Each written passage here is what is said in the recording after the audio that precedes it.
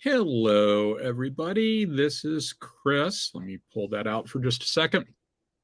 So, good to be back with you guys. It's me solo tonight. I don't even have Lissa backing me up because Lissa's got a migraine or something. So she's getting better, which is a good thing. So, Lissa, if you're listening, you should stop listening and go to sleep because you need the rest. And Pat's off doing something or another tonight. I'm not sure whether he has to work or what. So I'm going solo tonight. So it's been a while since we've done this. So let's sort of catch up on all that stuff. First of all, the eternal truth is still eternal, which is that I do not speak for my employer, past, present, or future. Anybody who tells you otherwise is a dirty, rotten liar. But it's been a couple of weeks since we did this. We tried to do one and I couldn't make it work. And as it turns out, it was a problem with the ID10T component of the keyboard chair interface. It was entirely me. After we got off, I spent 20 minutes mucking with the machine, trying to make it work, all that other stuff. Finished that, got off, went on to the StreamYard tech support chat, solved it in 15 seconds. Turns out I had a banner on, so it was showing us all the pictures. It just had something else pasted in front of it, so we couldn't see it. So I've learned a lesson. I know that that's the thing to check if you can't make your video work. So let's see. Since the last time we did this, it's been busy. I'm currently recovering from that death cold that's going around. Everybody's coughing their lungs out with non-COVID, and I'm doing that, although I'm a lot better. So, but just be prepared. At some point, I may mute the sound, and you'll get to watch me cough my lungs out. I'm doing a lot better than I was before, though. And before that, I was in the hospital overnight. I had a cardiac ablation, which is a very interesting 21st century kind of procedure where they go in through the veins in your leg and they run gear up into your heart and they do some sensing stuff. And then they use a device called a laser to burn out nerves in your heart. They're nerves that are not with the program. They're being antisocial, and so the solution is you burn holes in the nerves, you break the connections, and then the scar tissue grows, and as a result, you stop having the weird heart rhythm issues that are caused by this. So this is a atrial fibrillation thing. So this is my second. I understand that if I have three, the fourth one will be free, and I'm pretty sure that's what they told me. So in any event, I'm actually doing really, really well. It's been a very dramatic year in that regard, but medical stuff, etc. You're in trouble when you get to the point where every time you go to pick up your prescriptions, there is no deductible left anymore. Everything's free from this point on. So I guess I'm getting my money's worth in that regard. So let's see. It's probably worth a little bit more admin before we move on. Let's see. I told you the current status. I told you all the medical stuff, everything else that's going on there. Future status. Where are we going? Next week, we should be having a show. I'll be at my brother's house in Des Moines, Iowa. I'm not sure if my brother may be joining me or he may be off doing Thanksgiving stuff with his in-laws. But in any event, the plan is for me to be at his house and do the show next week. The week after that, not sure. I'm going to go out to Las Vegas for 2 weeks for business. I'm going to take some time off in the middle of that, the weekend, basically, and drive down to San Diego to see some friends of mine who are in the Navy. And if everything works out okay, I'll try to do a show from San Diego. Not sure whether that's going to happen or not. I'll try to make it clear once you just look to see when the next show is. So this is show number 62. 63 will be next week. You can see when 64 is scheduled for, and you'll know whether I'm going to try to do it or not. So hopefully I'll be able to do it. And then the weekend after that, I should be back at my brother's house. And so I expected to be doing a show then. So that's where we are for the schedule going forward. Still committed to doing the show. But we're kind of at the point where the low-hanging fruit's been taken care of, and so I'm having to think more and more about what the angle to do and stuff is. So with that in mind, what I'd like to do tonight is actually go through something that I call my Naval SF books worth reading list. So, as many of you know, I go to science fiction conventions, or I did in the before times, and I would print out on a 3x5 card just some things that I, as a naval analyst, thought were interesting. Naval analyst and war game designer. And about one side of the card was nonfiction stuff and websites and things like that. And the other side was fiction. And so I've got a slightly expanded list that I'm going to go through for tonight and just talk about some of the stuff that I like and the reason why I like it. Now, I should actually, hold on a second. I also spent today totally redoing my computer setup. You'll notice that this is an angle you've never seen before. You've seen the angle going this way. Most of them you saw going that way. But now you're seeing the corner angle, and that's because I swapped a couple of sets of computers around, and it's a new setup, and I'm still at the point where it's like, oh yeah, where is everything? So expect a little bit of fumbling along those lines. But in the meantime, let me start talking about this stuff. So first of all, okay. So what I'm going to do is go through some books that I find interesting as a naval analyst and a war game designer. It could be because of the military aspects or technology or strategic aspects or something like that. But it's not really a list of my favorite books per se. Okay, I'm taking just a brief moment to see if there's anything I need to respond to over here. It looks like no, there isn't. And it looks like Stogie's in there too, because I saw a post that I think was from Stogie. So these aren't this. You shouldn't think of this as a list of my favorite books, because it's close, but it's not totally. Like, for instance, Ellie Modissette's books Adiamante and Gravity Dreams are two of my favorites, and I reread those books on a regular basis. Like every couple of years, I reread those books. I reread them about 9 months ago, and I'm actually thinking about rereading them again, at least Gravity Dreams. But I'm not including them on the list because they're not really the parts that interest me about those books. The things I like about them aren't really the naval science fiction aspects of it. They're not really along those sorts of lines. So I don't include them in the list. They're great books. You should read them. There's a lot of great books out there that I don't include on this list because it's not really the subject matter of the list. And at best, it's a snapshot of a partial list. In fact, this is a little out of date by this point, because what I basically did is it's a 2008 list that I updated a little bit in 2016. In 2021, I've kind of went, oh yeah, I should include that. Oh yeah, I should include that. Threw a couple of things in without really sort of sitting down and doing a scrub of my library and figuring out exactly what I should include. So, at some point I'm going to rethink this. And at some point, I'm probably going to expand it. And it's probably worth Pat and I having a conversation about doing sort of a book review session on this. I'm thinking that probably going forward, we're going to probably start moving it into something that's a little bit more structured, with specific little segments. And it seems like a book review thing is probably a good thing to do. The other thing is, there's a few places where I'm going to be a little vague, and that's because there's some of the stuff I haven't reread in a while. And so I look at it and I go like, oh yeah, I remember the plot and I remember why I like it, but I don't necessarily remember like how long it was in the story between X happening and Y happening. And so there's a few places where I could give a little bit more detail, but I'm not, because I just need to reread them. The things that sort of catch my attention, just big picture that catch my attention.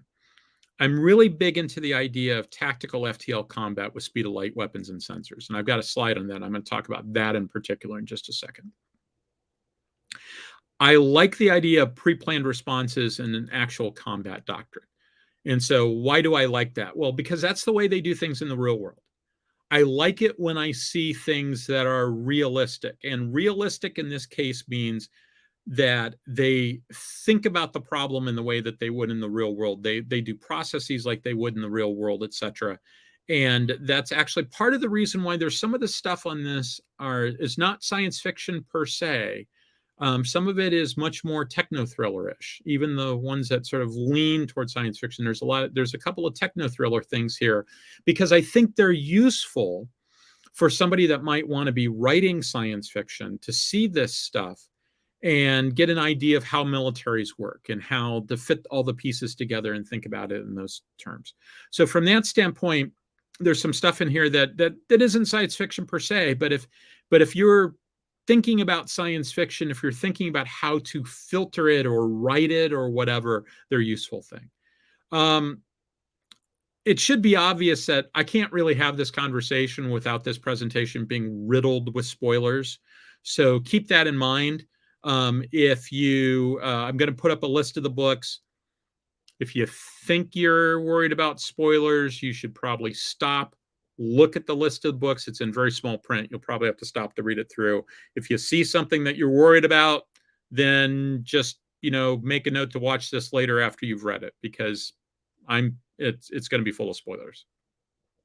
And finally, this is a caveat I use a lot in the past, right? Nothing I say should prevent you from enjoying any work of science fiction. I'm hoping that by telling you what I like in certain things, I can expand the amount of science fiction that you like. But my goal isn't to undermine anything here in this regard. I'll tell you what I think is realistic. I tell you what I think is intriguing from my professional perspective, but I'm not saying, don't go out and watch stuff. I mean, I'm a Warhammer 40K fan. I was just listening to a Warhammer 40K YouTube thing about 5 minutes before I started this. So it'd be really inconsistent for me to say, oh, no, you can't like stuff like that, right? Because I certainly do. All right, let's see. Let's move on. So this is the list. I'm not going to read through it because I've got slides on pretty much every one of these. We're probably not going to get all the way done today. We're already 10 minutes in. Maybe we'll do a big chunk. Maybe we won't. I suspect we'll probably get about halfway through the list, because while my slides are a little on the sparse side, these are all things I could spend an entire evening talking about. On any given one of these books, I'd love to sit down with somebody else who's read it and just sort of dissect it totally and completely. So with that in mind, that we're probably this is probably going to be a topic in the future too. I'll do the rest of it then, but we'll see how far we get tonight. Okay, so I said that I was going to look at the recurring theme of tactical FTL with speed of light sensors. So what do I mean by that? So part of it's really self-explanatory. I mean that the sensors, usually also applies to the weapons, but not always, are limited to light speed, right? Electromagnetic radiation moving at the speed of light. So no faster than light sensors, no Star Trek, Spock looking into the thing and being able to detect something a light year away. None of that. The FTL space drive in these stories, on the other hand, is there's an FTL space drive that's capable of being used in what I would call a tactical fashion.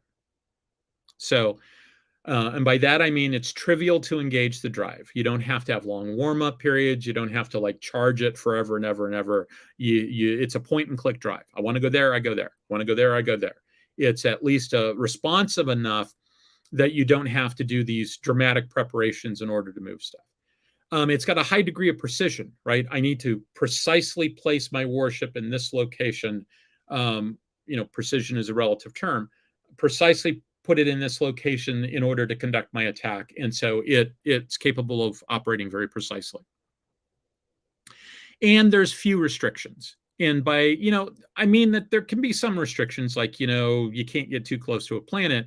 But I mean, if it's a situation where you can't jump inside the orbit of Jupiter, then, you're not having any fights in the inner system with this tactically useful FTL drive turned on. So I would argue that isn't tactically useful. So, if you think about it, what this gives you is sort of like there's a couple of different flavors of science fiction out there in the space combat that goes with it. There's ones where the FTL drive just gets you from here to there and gets you kind of close enough. But once you get there, you're moving around with some sort of real space drive, and you're not using the FTL drive anymore.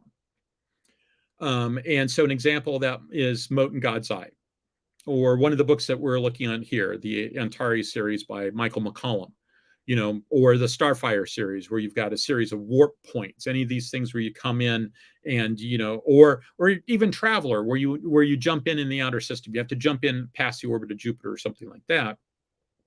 And then you sort of slog your way through real space.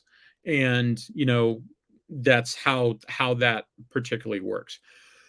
Then on the far end of the scale, you've got FTL drives where, like, Star Trek is a fantastic example of this, where people are just burning all over the place, right? You're using your FTL drive all the time. You're especially in the old show, right? In the old show, it's pretty clear that they were using warp drive all the time. They added this idea of going to impulse and fighting at impulse, but it's pretty clear in the old series, at least I think it's pretty clear, that they were using warp drive all the time. And so when you do the intersection of that particular theme with how the sensors and weapons work, you got FTL sensors and you can see everything, then, okay, it's in its own way, it's kind of like what we see today, in that everybody can move everywhere and everybody can see everywhere. And there's not really a whole lot to hide. Alternatively, Mote in God's Eye, the interstellar part is relatively easy. The long part is doing the fusion burn to get from one point of the system to another point of the system, right? And you're sort of like just sort of creeping along in real space, sort of thing. And so those are all very interesting models. I tend to have a tendency to think like Mote in God's Eye and that type of model is a little bit more interesting than just being able to just fly around wherever I need to using my long distance FTL sensors to see everything I need to see. But this tactical FTL with speed of light sensors gives an added element of this, because it really sort of turns it into something that looks like submarine combat, which Frank Chadwick described it in the designer notes for 2300, which we've talked about like a year ago. I talked about it. He describes it as hide and seek with bazookas. So there's a lot of prediction and analysis and trying to figure out what the other guy's going to do and outguess him and stuff like that. There's lots of building up a picture from very small pieces of data and putting it all together into a mosaic and trying to figure out where it is. There's time on target attacks, and I'll get to that in just a second. That's what that illustration to the right is.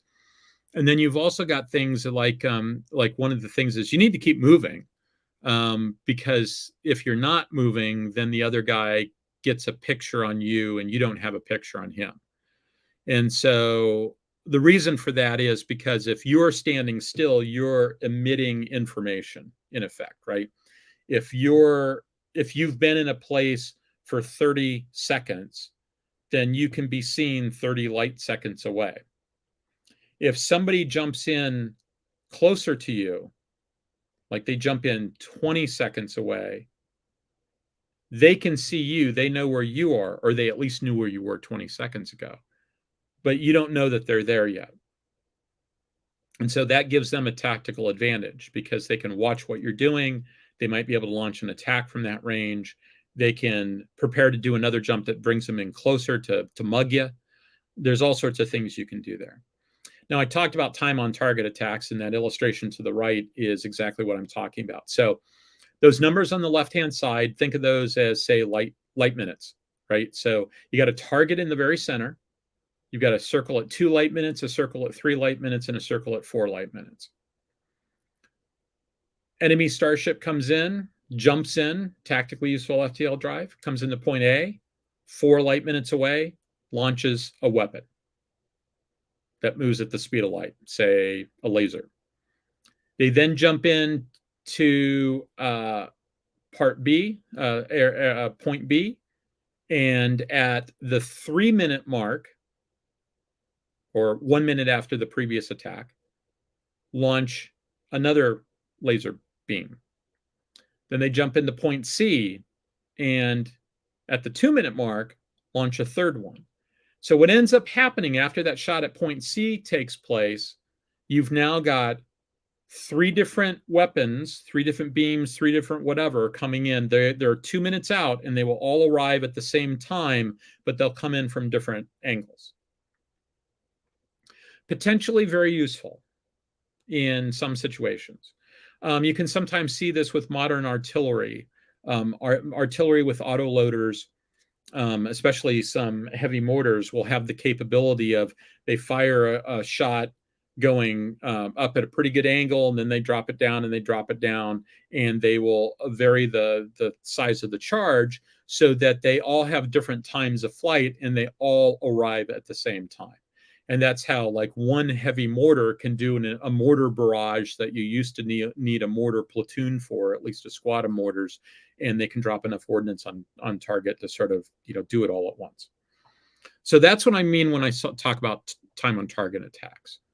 And so now that I've gone through that a little bit, let's take a look at a few things. So first of all, I'm going to start off with something that is not science fiction per se. In fact, it's not even really science fiction at all. Some of the stuff is a little futuristic, but it is, shall we say, ripped from today's headlines.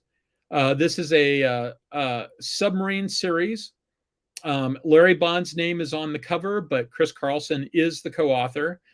Basically, their friend Tom Clancy ruined it for everybody because in the techno thriller business, the assumption is that if you hear somebody's name who you know and somebody's name you don't know, that the person you don't know is the person who did all the writing. And so it's considered to be a negative to do that. Now, as it turns out, Chris and Larry have been writing partners for years. The reason why Chris was never on the cover is because his previous day job, his employer said, "You don't speak for me. I don't want your name on the cover of those books." And they didn't want him to draw attention to himself. And so he said, "Okay, sure, no problem." But if you read the foreword, every one of the foreword says, "Yeah, Chris Carlson's the co-author. He wrote half the book." So this is the story of a character named Jerry Mitchell. Jerry is a fighter pilot, newly trained, getting ready for his first deployment. He's going off on a training flight. He's in his F-18, rolling down the runway, and it loses a tire. Tire blows out. And so it's a successful evolution in that he lives. It's an unsuccessful evolution in that when he hits the ground, having ejected, he hits pretty hard. And he badly screws up one of his wrists. And the aviation community says, "You are no longer qualified to fly." And so the Navy says, "All right, here are your options. You can take a medical, you can become a surface warfare officer, or you can go to some sort of restricted line thing like Intel." And he says, "I want to be a submariner. That was my second choice. I want to be a submariner." And they say, no. The United States government, in the form of the United States Navy, is willing to pay $1 million to train you. We've already done that. So your options are surface warfare officer, medical discharge, or Intel or some other restricted line. And he says, no. Really, I want to be a submarine officer. And this goes back and forth. And then Jerry calls his uncle, the senator. And he finds himself in a room with some really seriously annoyed admiral who says, "Okay, we'll make you a submariner, but you better not screw up, because we've got our eyes on you and you need to graduate at the top of your class. And if you ever don't graduate at the top of your class, you're done." So he solves that problem by graduating at the top of his class. So Larry was a surface warfare officer. I forget how long he was in, but he reached at least the rank of lieutenant, so it was a little while. Chris was, I don't think Chris got that high, but because Chris medicaled out, he discovered he had some asthma issues, and that was enough to dump him out of submarine. So he became an Intel officer, and then he became an Intel civilian for a long time. Eventually retired from the community. And so together they do the Harpoon series, and They're both really good, but Chris in particular has an incredible memory and just understands how all this stuff fits together, et cetera, et cetera. These books are really, really fantastic. And they will give you a really good idea of how the Navy works. They'll give you a good idea how militaries works. They'll give you a good idea about how to think about tactical problems and how people interact with each other. So I have no reservations about recommending these books. So Chris and Larry are one of the few people that get a couple of things here. The second book was a short story or novella that Larry did that Chris then expanded into a novel.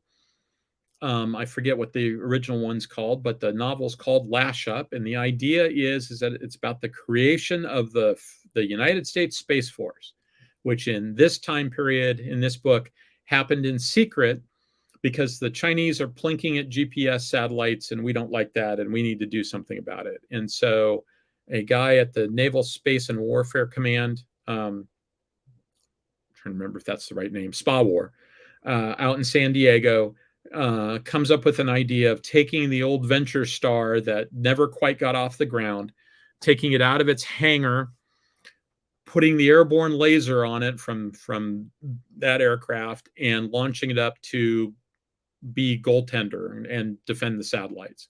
And they're going to try to do this in 90 days, which is just phenomenally fast, right? That's just unheard of.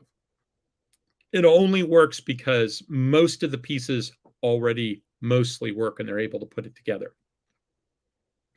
It's a very interesting series, and you could tell that Chris had worked in the acquisition community for a while. He did intel threat support, so he did threat support for acquisition programs. And so because there's bits of it where like if you're a professional in that field, you look at it and you just start laughing. Like there's at one point there's I believe an Air Force general who says you can't do that, it violates the JSIDS process, that it's against the law. And it is, but there was a presidential finding in the novel that says go ahead and do it. I've got your back. So the president said go ahead and do it, and so they went ahead and did it, but violating a bunch of procedures in the process. So there were parts of it that I found especially funny. That was one of them. But it's a great story about how they pull all this stuff together. And I only found out about it. I've known Chris and Larry forever. I didn't even realize this book existed, except one of my coworkers had it in his cubicle on sitting on the table in the cubicle. And I said, "Oh, when did this come out?" And it turns out it had been out for a while at that point. And I had just totally missed it. And it's a utterly fantastic book. Okay, next let's talk about Jack Campbell's Lost Fleet series. Now, there are 5 separate sub parts of this. There's like the main series, and then there's a sub-series, and then there's as you can see, there's the main series, and then the Beyond the Frontier component, and then the Lost Stars component, and then the Genesis Fleet, and then Outlands. I'm behind. I forget exactly how many of them I read, but they were all in the main series. I think I read like the first 6 or something, or first 5. And I caught up, and then I decided to wait for John to write some more. And next thing I know, there's 19 books in the series and counting, and there's a new one coming out every 6 weeks or something like that. But they're really pretty good. The story is based upon the idea that Blackjack Geary is a hero of the war with the Syndicate, and because his ship got ambushed and he managed to get his people out and win a battle, but in the process he's lost, right? He's never seen again. Well, not quite never. He is seen again. He is eventually he's found in a life pod, like something like 80 years later, something like that. And he's revived just about the time that the entire rest of the command staff is killed. They go to a peace conference basically to negotiate their own surrender, and they're all killed. And so John wrote this specifically as sort of a challenge. Somebody said that he couldn't take bet him that he couldn't take Xenophon's story of the March of the 10,000 and set it in a science fiction setting. And so he did exactly that. And if you've ever read that, it was a group of Greek mercenaries who were tagged into one of the Persian civil wars, and the pretender is killed, and their command staff is murdered, and they have to fight their way home. And so John turned this into a science fiction thing. Now, John is a Naval Academy graduate, 1977. He's a retired surface warfare officer. He understands how military stuff works in that regard. One of the things I really like about this series is that the ships are incredibly fast. They operate at long distances apart from each other, and he's got the scale right for when they encounter each other. So most battles are ships doing a quick pass by each other. You program in the computer for what you're trying to achieve. You're only within firing range for a second or two, and then when it's done, you count noses to see who's still here, and you watch the tapes to do the BDA and figure out exactly how effective you were in that battle. And maybe, just maybe, you turn around and try to do another pass, but you got to accelerate for a while, then come back.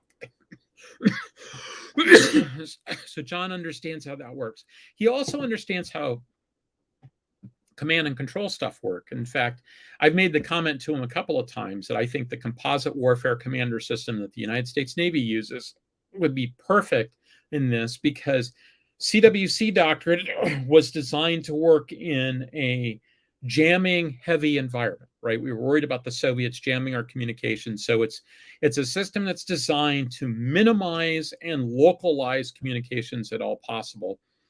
And, light speed lag, you can sort of think of that as being very similar to jamming in the real world, right? They both decrease your throughput. They both make it tougher to get orders to and information from your subordinates.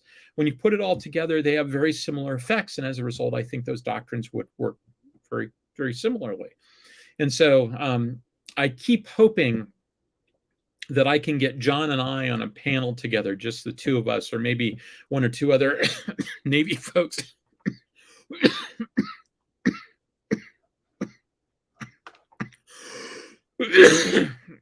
There's that coughing I told you about. Get a couple of other people together and sort of talk through all those issues. So really good series. You notice that I keep saying John. It's because his real name's John Henry. Jack Campbell is a pseudonym. Some of his original stuff that was originally published as John Henry has now been reissued as Jack Campbell, because that's the name that really took off. So next we have Frank Chadwick's Chain of Command and Ship of Destiny. Now, Chain of Command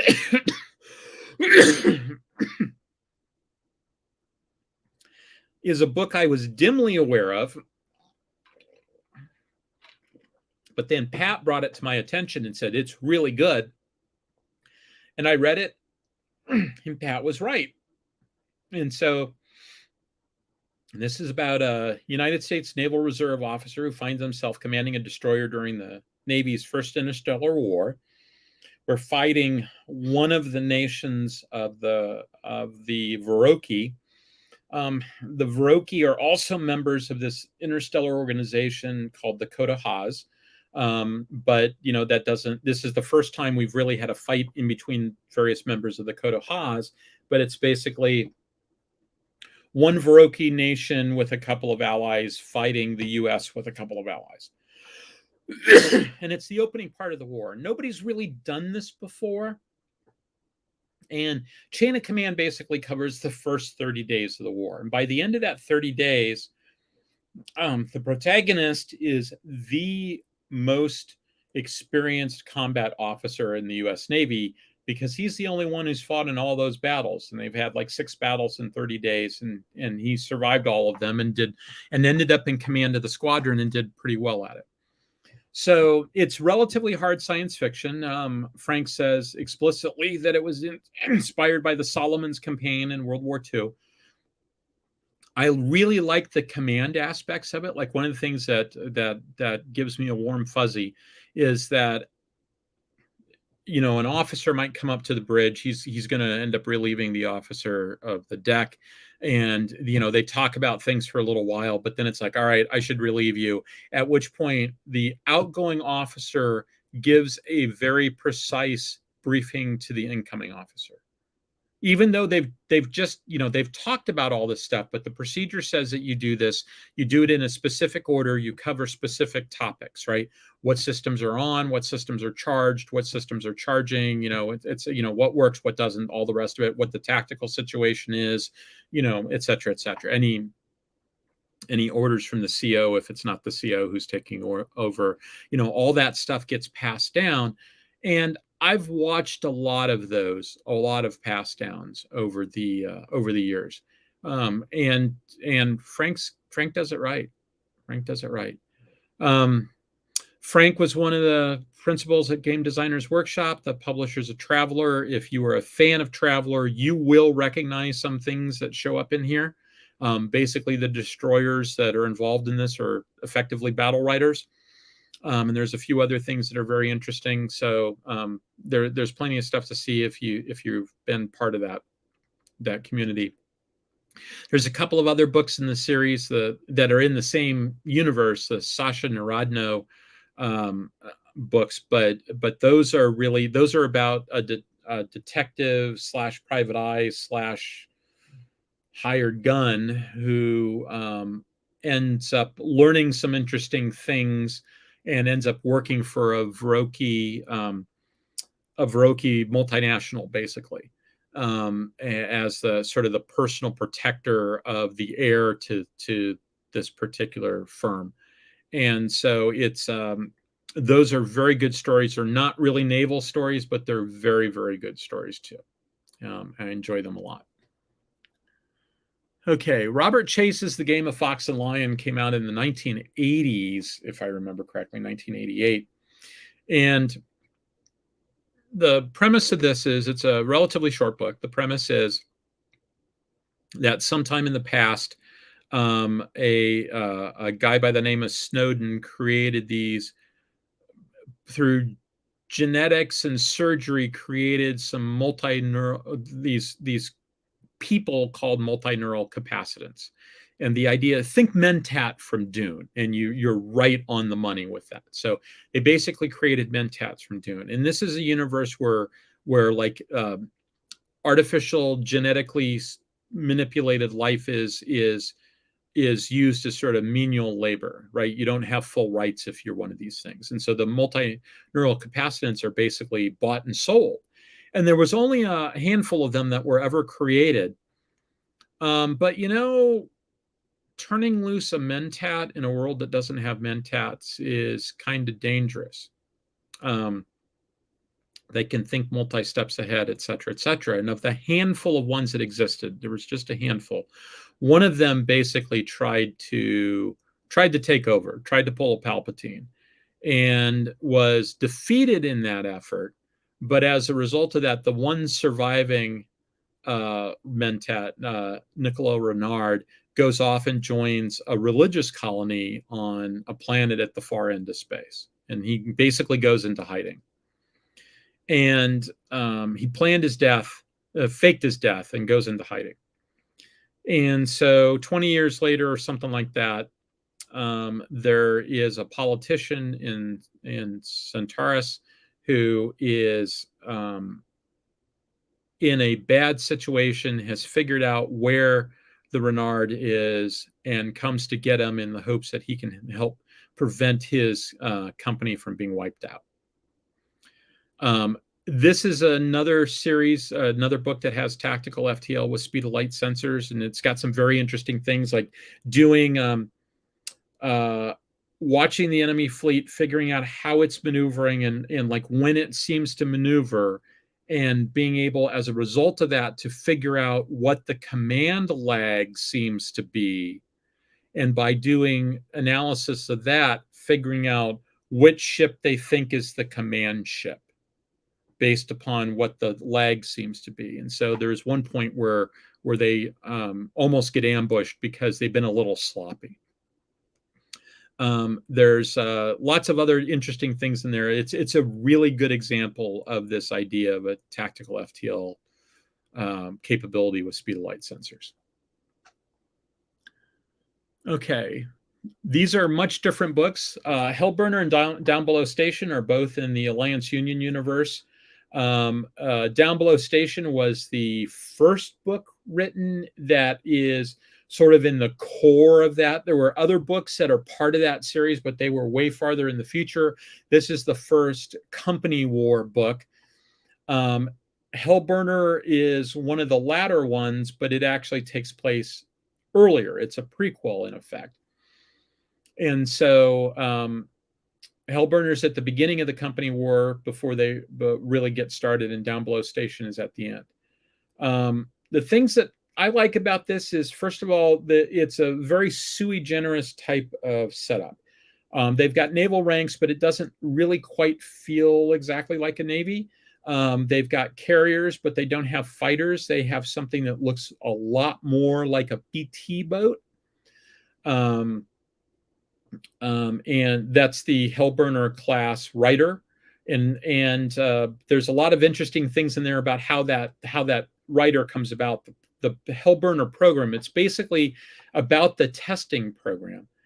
And at the end of Hellburner, there's an interesting scene where they do a live test on what they think might be an incoming hostile ship, because things are getting very tense, and they're really kind of racing against time in order to get the defenses for the Sol system online before the Union attacks Sol. And so they've got a bogey coming in, and they launch the Hellburner to go see, to go investigate it, and they treat it as if it's its operational test. And it turns out that like I said, spoilers. It turns out it's a false alarm. And this is this particular thing. There's a couple of things that CJ Cherry has done over the years. She's done this scene. She's done a scene where the big climactic scene is a cargo transfer, which is just a wonderful scene, because they've got an incoming warship coming down, and they're trying to get all the cargo across, and then they're going to try to leave the system and split up and head in different directions so the warship can't catch them. But they're trying to have this cargo transfer go across, so they're trying to basically do like 6 hours of work in an hour, and they're moving multi-ton pieces of gear, and stuff breaks loose, etc., etc. And between these two scenes, I concluded that at some point, CJ Cherry is going to write a story where the climactic scene is a character goes and gets coffee from a coffee machine. And I can't wait to read it. It's going to be fantastic. It's going to be utterly fantastic. So she does tell the combat portions are from this third-person limited point of view. And so there's no Weber information dumps in this book. There's no sitting down and sort of explaining the pieces of the battle. Everything is sort of looking over a character's shoulder, and you only see the stuff that they see. And so as a result of it, it can be kind of hard to piece it all together. But what's there, what you can piece together, is really, really entertaining. Okay, The Dragon Never Sleeps is probably the hardest book of this entire group of books, this entire presentation, to sort of explain what it is. The back of the book is famously bad at explaining exactly what it's about. I will do my best. So, at some point in the future, mankind is spread throughout the stars via this web network that if you've got the proper type of drive, you can sort of latch on to this web and use it like it's a rail network to get from point to point. At some point in the deep, dark past, a fleet was built, the guard ships. And the guard ships guard human space, what's known as Canon space. And they're independent. They don't really report to the political leadership. And at the time, that sounded like a good idea, but the political leadership actually kind of at some point learned that hey, it's not good that we don't have control over these guys. But they follow their mission and they continue to do that, and they function as an independent entity. So they're all named after Roman legions. So you can sort of think of it like, what if you had Roman legions that just sort of patrolled and they weren't responsive back to the home office? And part of the reason why this works is that they have it's been thousands of years, a couple of thousand years, and they still have their original crew. And that's because their original crew is stored as engrams. And so like if you're a member of the crew, you may be born and you're decanted, whatever, you rise up through the ranks and you retire. And eventually you die, at which point they can clone a new version of you. And so everybody starts off with sort of the memories they had when they joined, right? They don't update those memories. They're all individual human beings.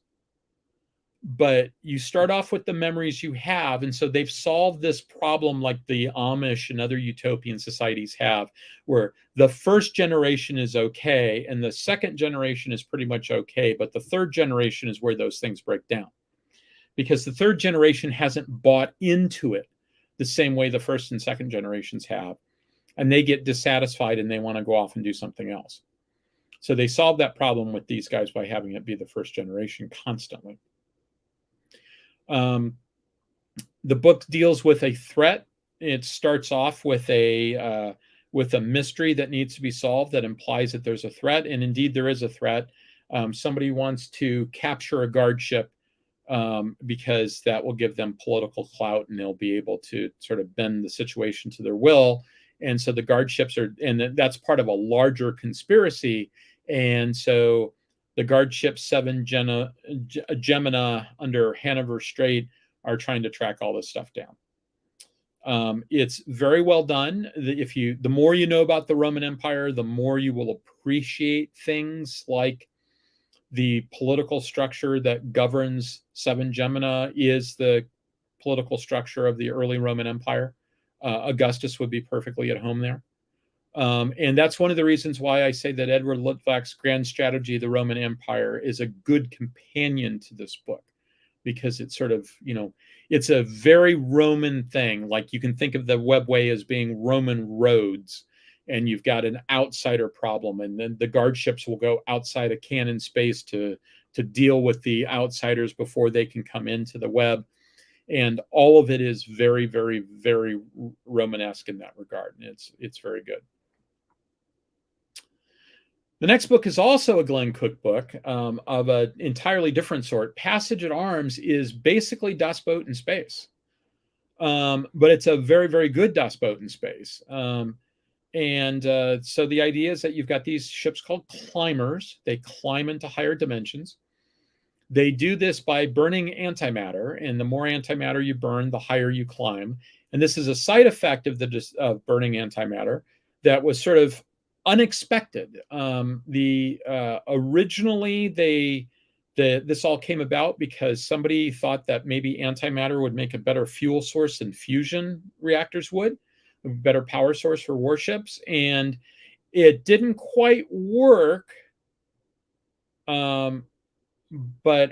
Actually, I'm telling that wrong. It was a new type of hyperspace generator that caused it to occur. It's not the burning of antimatter. It's a new type of hyperspace generator that causes fusion to fail when they do it, and that's why they end up using the antimatter. Is because they have to, because normally they'd use a fusion reactor, and that doesn't work. Yeah, that's what happens. And so this is an effect that this new type of hyperdrive sort of created by accident. They optimized for it, and now they have dedicated spacecraft that go off and function as hunter-killers because they can climb into higher dimensions. They can still see a little bit out, and they can get in close and avoid being spotted and launch missile attacks. One of the things I especially like about it is that occasionally they'll get orders that say, go to this location at this exact time and look in this direction we think that what you'll see is the antimatter flare of one of our climbers being killed. And so, like World War II German submarine combat, these people are dying in droves, and so occasionally they'll go out, and it'll be like they'll be 2 light years away, and they're trying to sort of track down what happened to a ship that went missing, a climber that went missing 2 years previously, and it's little things like that that are just really kind of nifty. So watch Das Boot, and then watch this. Okay, there we go. So this one is another set of science fiction novels that I would recommend for largely the same reason I recommended the Jerry Mitchell series. This has got a little science fiction in it, in that there's like robot subs and stuff at the end. But the first one actually takes place in the past. DiMercurio is a former 637 class sailor, so that's the class before the Los Angeles class, and his character Patch Pacino is a commander of a 637, and then he gets a later on he gets a newer boat. But same reasons as before. It's an excellent model to just sort of see how submarines work and to see how militaries work, and there's some interesting things in there. There's stuff in it, I'd read that and I go, that's not right. Oh, this other thing isn't right either. And it's clear, he's sort of said as much. It's clear that what he's doing is he's obscuring real world details. So he's basically, this is what's out there in the real world about a particular submarine, and I'm just going to treat it like there's no limitation there, because I'm not going to talk about the limitation.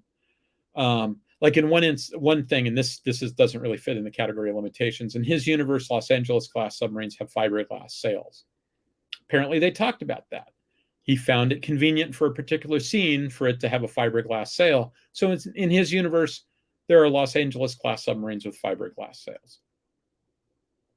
While researching this, I discovered that he's doing a spin-off series. For a long time, he didn't publish anything. Like Terminal Run was probably done 15 years ago. He didn't publish anything in forever. And now he's doing a spin-off series that involves Patch Pacino's son is now a submarine officer. I haven't had a chance to read any of those. In fact, I think I haven't read the last 2 of the ones that I've got up there. But I really enjoyed Voyage of the Devilfish. If you do read it, look for a newish copy, because the first couple of books, there are 2 editions. There's sort of a director's cut edition that he did later on that he thinks is a lot better than the original. The editor really went after it with a red pen, and he thinks the original version is better. So he's gone back and sort of restored some of the stuff that the editor took out. Okay, Scott Geyer's Ganellan series is I'm actually rereading Planetfall even as we speak. This is a series that can, I like it because it's torpedo boats in space. The idea is that there's a human colony that's been wiped out. There's the mothership, which you see on the right is the ring ship. A fleet of ships has gone trying to figure out what might be going on, and they get to a particular star system and they're attacked. Turns out it's not the same aliens, but those aliens are a little bit twitchy because they also have been attacked in the past. And so it starts off as a Robinson Crusoe story. That ship you see in the foreground is a Corvette, and one of the Corvettes gets left behind by accident when the mothership jumps out. And so they've only got a couple of weeks of life support. They have to land on the planet. That's their only way out. Luckily, the planet is fairly Earth-like, and they land on the planet, and they discover some intelligent aliens there, and eventually the other aliens come and find them, and stuff like that happens. And they starts off as a Robinson Crusoe story, and then eventually they get rescued towards the end of the first book. And then there comes the trying to sort of build an alliance with these aliens that they're having a hard time getting along with, and because they know that there's this bigger threat out there. And I really like a lot of this book. a lot of this series. I don't usually do Robinson Crusoe stories. Robinson Crusoe is a guy who got to go camping involuntarily for a long time. I don't like camping. I don't want to read about other people camping. I don't read science fiction to see people from high-tech societies get to be non-high-tech. Not really into the entire, bearskin sort of deal. And so, for a long time, I didn't pick up this series, but I picked up one of the later books in the series and sort of was leafing through it and went, oh yeah, this isn't camping. I'm good with this, and got it and very much enjoyed it. You'll notice that the fourth book in the series has a totally different cover. The first three were published by Del Rey. The fourth was published by Michael McCollum's Sci-Fi Arizona. I had a little role in that I had contacted Geyer, said, hey, I really love your stuff. Any chance it's going to come out? Don't have a publisher, blah, blah. Have you thought about going with an indie? This is back, Michael McCollum started doing ebooks before anybody had heard of Kindle, before any of this other stuff happened. I mean, he's the second person I know to do ebooks, because all of his stuff got trashed by Del Rey. He was an engineer at Allied Signal, maybe still is. My guess is he's retired by now. He was an engineer at Allied Signal. He wasn't doing it for the money. He did it because he really liked doing it. And he said, let me try this electronic publishing thing. So one book I ordered from him, he said, all right, I'll go to Kinko's tomorrow and assemble the book and send it to you. I mean, that's kind of how it worked. He was doing print on demand, but it involved a trip to Kinko's to do it.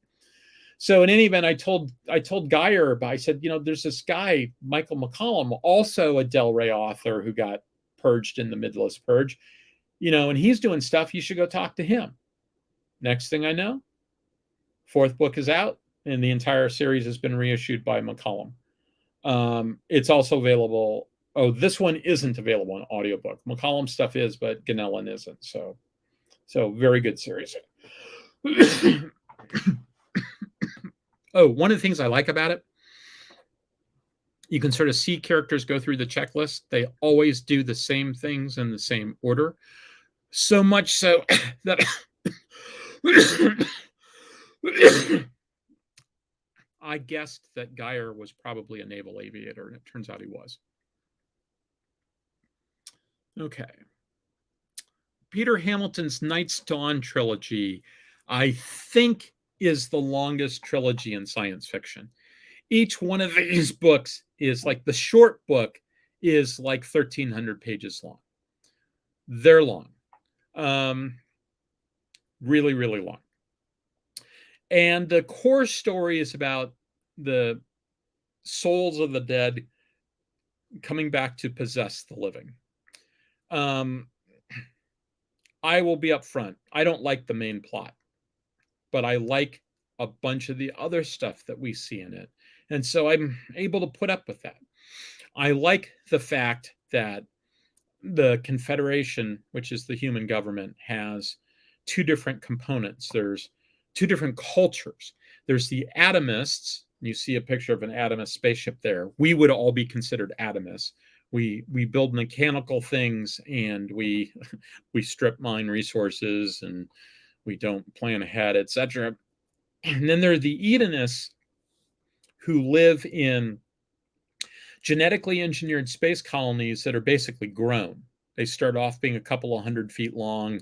You feed them enough asteroids, they get bigger and bigger. Eventually, 40 years later, you can move people in. They grow starships the same way. The atomists use neural nanonics to control their technology. The Edenists, all the Edenist technology is genetically engineered, and they use something called the affinity gene, which gives them basically telepathy with their technology.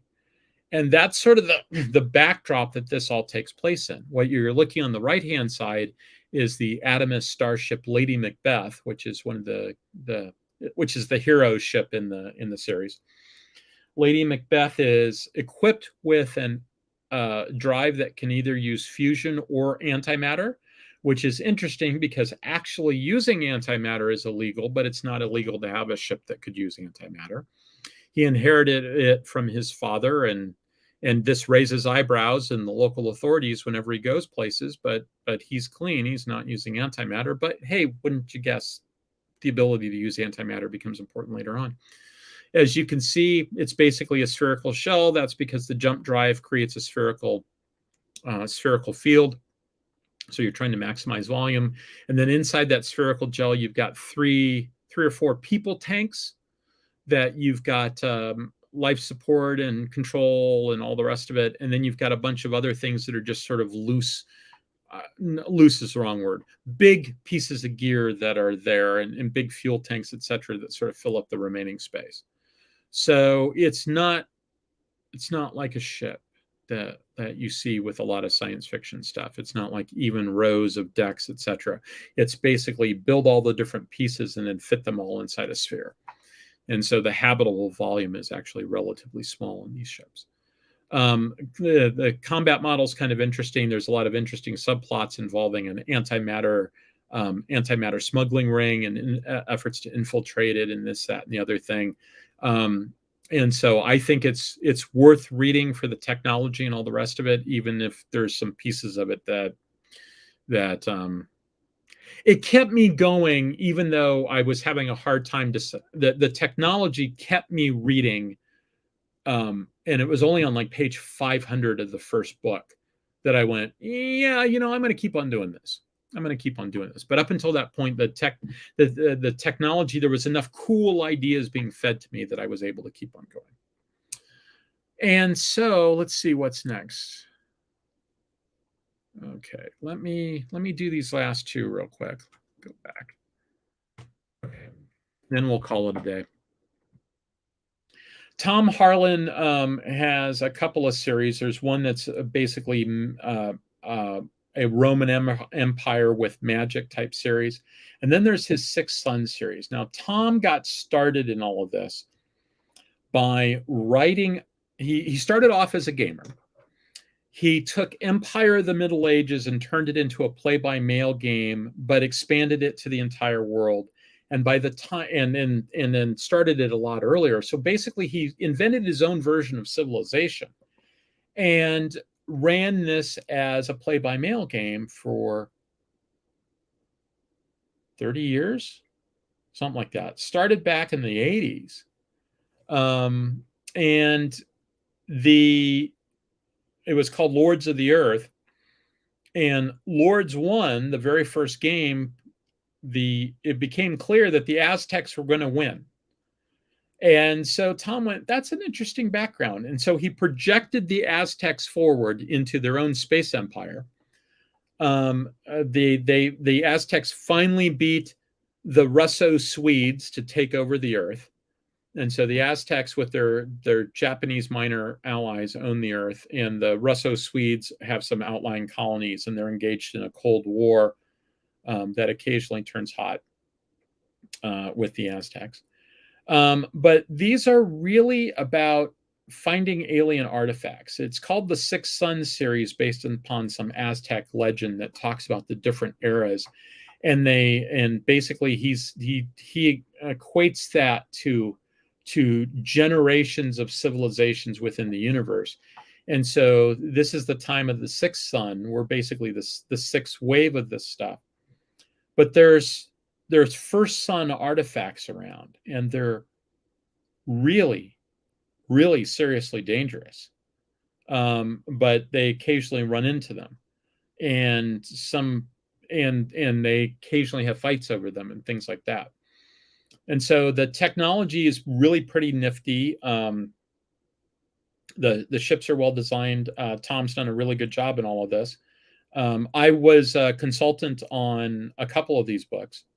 Actually, come to think of it, I think I was a consultant on all of them.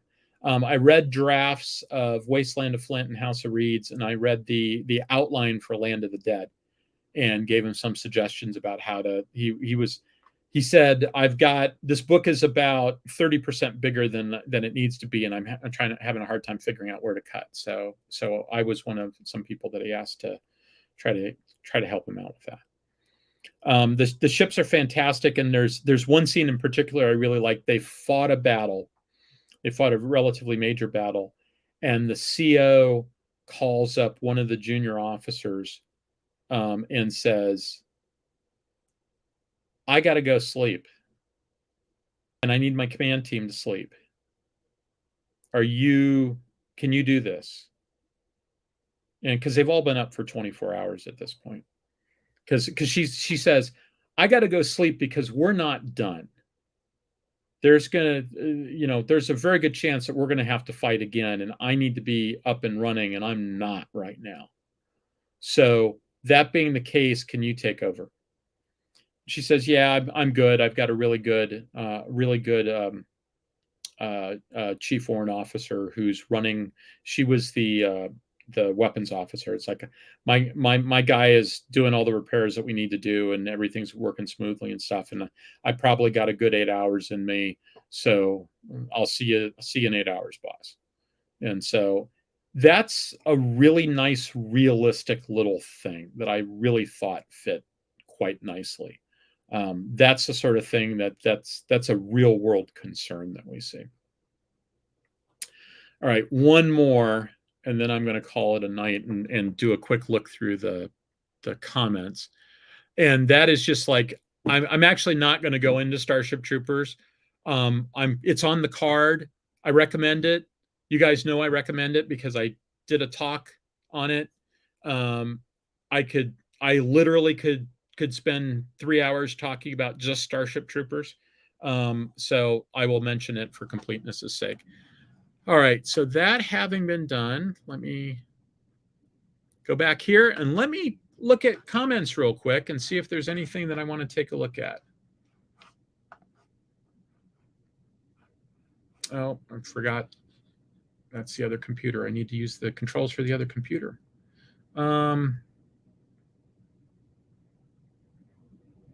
Yeah, there's a lot of good stuff here. Working backwards. Let's see. Have not read his Pandora's Star series. That's Peter Hamilton. Antimatter is just fuel storage, not actual energy generation. That's entirely correct. Yeah, Buddy was here a little bit earlier. In fact, I thought he was going to be right in my face because he was right next to me about 10 minutes beforehand. But he decided he wanted to go off on his heating pad. Rob Davidoff mentions Nathan Lowell.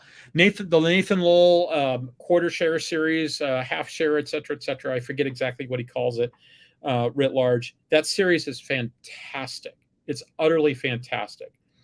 Not a damn thing happens in it. And at one point something almost happened. They were almost going to do something. And then they said, why are we doing this? This is dumb. And they didn't. And that's not a criticism. It's utterly fantastic. It's incredibly well written. The characters are incredibly interested. You're very invested in them, et cetera, et cetera. It's a merchant ship, and it's a really good example that you don't have to have warships in science fiction. You don't have to have things blowing up every now and then, or all the time for something to be interesting, because the Lowell stuff is just fantastic.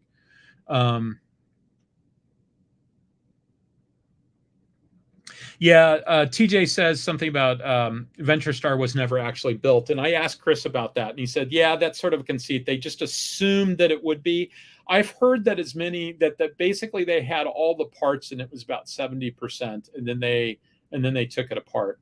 The fuel tanks had problems, and part of it is they were so NASA at the time was so determined it was going to be a technology demonstrator that they never actually thought it through. And when at some point it wasn't, they could have made some decisions that would have made it less of a technology demonstrator and more something that they could go fly soon. And instead they went with the no, we still have to keep the composite tanks, even though we've now concluded that we can do the aluminum tanks in a way that's lighter than the composites would be. So, Elon Musk has sort of reached some of the same conclusions with that, right? By the time you make composites capable of dealing with cryogenics, you've made them so thick that maybe they're no longer the right answer. So there was lots of that, but it was a conceit that there was a mostly complete venture star just waiting in a hangar someplace. That was something they came up with. Okay, so I'm scrolling up. Patrick Tomlinson's In the Black I've heard of, but I haven't actually seen before. Okay.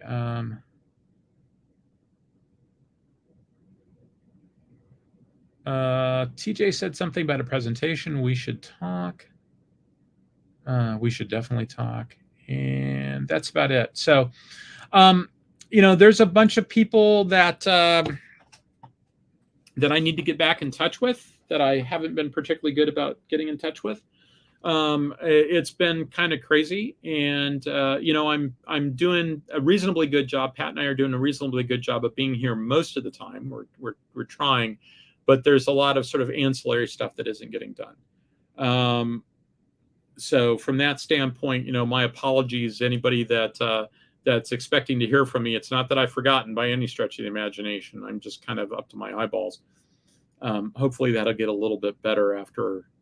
Well, short term, it won't get any better because I'm spending 2 weeks in Las Vegas, starting the week after Thanksgiving, and then I come back for a month, and then I go back to Las Vegas, and then I come back for a month, and then I go back to Las Vegas. So lots of time in Las Vegas. 6 weeks in the next 3 months, or whatever, going out to March. 4 months. 6 weeks in the next 4 months. So that'll keep me busy. But we're Pat and I are sort of cranking along, and we're trying to get things done. And I guess thank you very much for joining me tonight. And I look forward to doing this again next week from my brother's place in Des Moines, Iowa. So let's do the other hand so I can actually end the show with my mouse finger. Live long and prosper, everybody.